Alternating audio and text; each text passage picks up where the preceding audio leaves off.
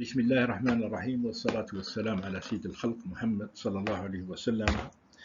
سنقدم الآن الجزء السادس من تقديم شات جي بي تي كأحدى آليات الذكاء الاصطناعي التوليدي من طرف الأستاذ بروفيسور محمد خير الدين خلادي. Voilà, maintenant on va présenter la sixième partie de la présentation ChatGPT comme un des outils de l'IA générative, ce qu'on appelle l'IAG, qui sera présenté toujours par le professeur Mohamed Khairuddin Khuladi. Nous allons axer notre présentation de cette septième partie sur quelques utilisations pédagogiques de ChatGPT par les professeurs et les enseignants, quelques utilisations concrètes sur le terrain et quelques conseils aussi pour travailler avec ChatGPT. Maintenant, on va voir quelques utilisations pédagogiques de ChatGPT par les professeurs ou les enseignants. D'abord, pour préparer les séances de cours, ChatGPT permet de spécifier le niveau et l'objectif d'un cours.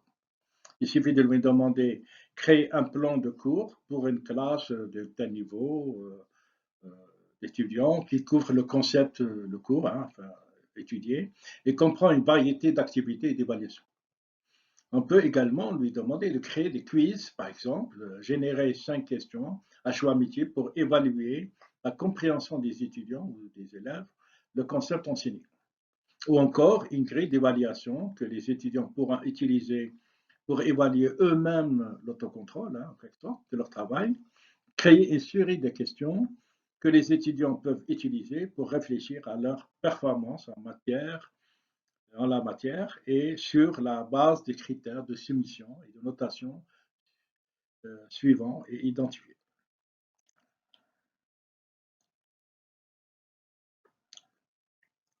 On pourra aussi lui demander de créer une histoire immersive de type vous êtes le héros, présentez le contenu, etc.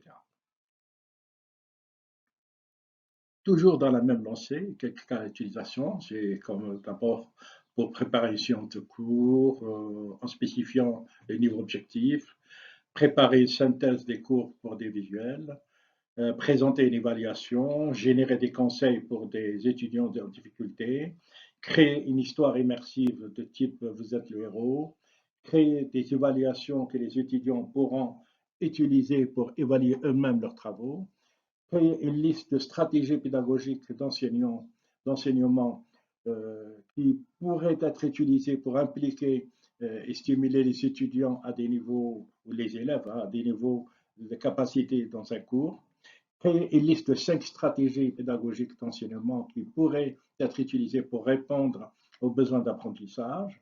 On essaye d'améliorer, par exemple, mon algèbre, poser une question d'algèbre et continuer à me poser des questions adaptées pour qu'on s'améliore.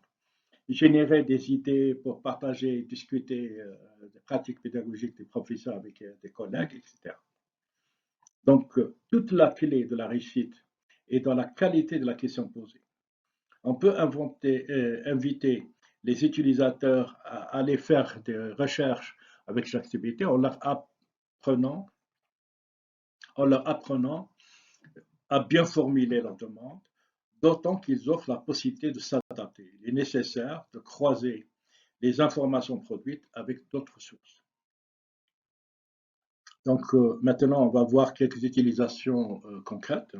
On exprime l'utilisation de ChatGPT dans le cadre d'un cours de gestion de projet, par exemple, gestion de projet. On l'utilise on lui donne un rôle, comme par exemple un client. Cette notion de rôle est d'ailleurs très importante quand on utilise ChatGPT. Les interlocuteurs ou les apprenants sont positionnés en chef de projet et doivent interroger ce client virtuel pour faire émerger un besoin. Ils indiquent le contexte et précisent leur demande. Dans la consigne, ChatGPT est un client à qui ils proposent une prestation et ils attendent de lui qu'il exprime ses besoins. Les interlocuteurs et les apprenants affinent leurs questions au fur et à mesure et établissent finalement un cahier de charge en fonction des réponses.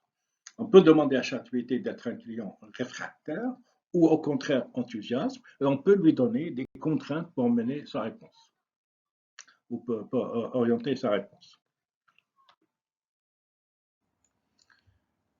Toujours dans les conseils pour travailler avec ChatGPT, lors de l'utilisation de ChatGPT, il est important de considérer à la fois les avantages et les inconvénients. Cela peut être un outil puissant, très puissant même, pour gagner du temps, découvrir des nouvelles idées, et surmonter surtout notre blocage dans nos domaines qui nous intéressent. Cependant, il est important d'être conscient du potentiel d'exactitude ou de biais dans sa sortie et de l'utilisation judicieuse en le complétant avec d'autres outils ou ressources si nécessaire. Alors, soyons toujours prudents quand même quant à l'utilisation des données sensibles ou exclusives. En tirant parti de chaque GPT de manière appropriée et en conjonction avec l'expertise humaine, il est peut-être un outil inestimable pour augmenter la productivité dans nos tâches de travail. Bien que les invits de commande dépendent de la vitesse de GPT, représentent d'excellents points de départ, puisque la puissance justement de ChatGPT réside dans sa capacité à apprendre, à assimiler, à s'adapter aux entrées, ce qui conduit à des réponses plus précises et personnalisées au fil du temps et de la conversation avec nous.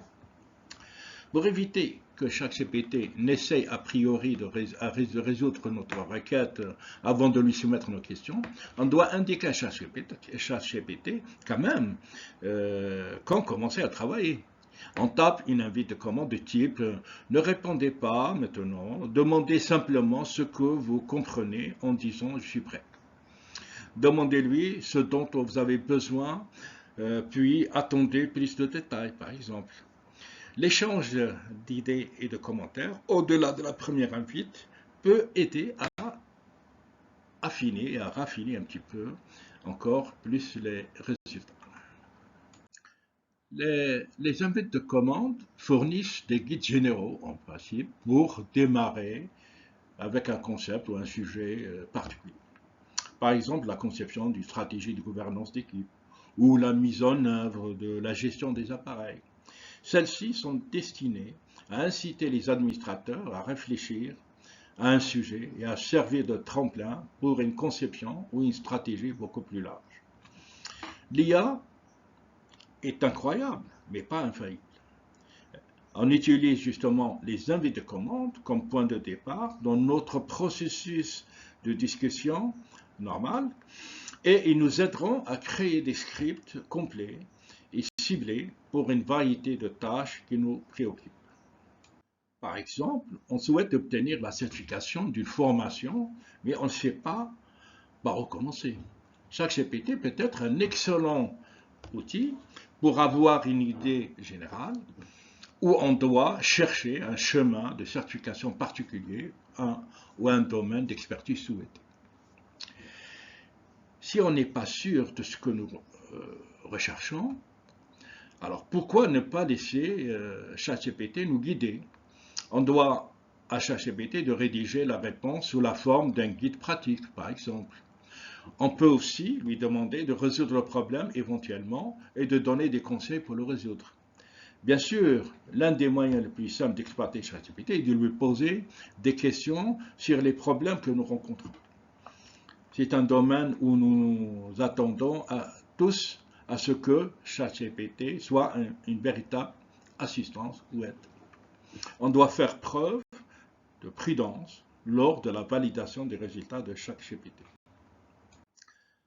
لقد انتهينا من تقديم الجزء السادس من تقديم شات جي بي تي كأحدى آليات الذكاء الاصطناعي التوليدي. نتمنى لقد وافقنا في ذلك. Voilà, nous arrivons à la fin de la 6e partie de la présentation de ChatGPT comme un outil de l'IA générative. Et nous espérons avoir réussi à capter votre attention. Donc, à bientôt pour la 7e partie.